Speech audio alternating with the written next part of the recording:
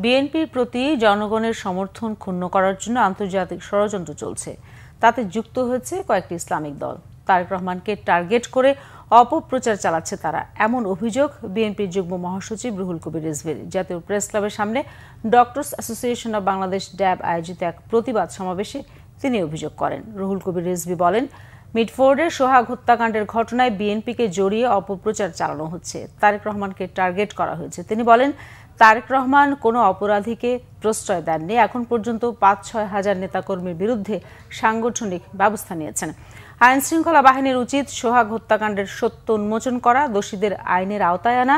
ভিডিওতে যাদের ছবি দেখা গেছে তাদের অনেকের নাম মামলায় নেই, বিষয়টি রহস্যজনক। এ ঘটনায় দু একটি ইসলামিক দল জনগণকে বিভ্রান্ত করার চেষ্টা করছে। তারা অপপ্রচার করে সত্য লুকানোর চেষ্টা করছে। তারেক রহমানের সাথে প্রধান উপদেষ্টার বৈঠক ও পরে নির্বাচনের ঘোষণা দেওয়ার পর থেকে নানামুখী ষড়যন্ত্র শুরু হয়েছে বলেও মন্তব্য করেন রিজভী।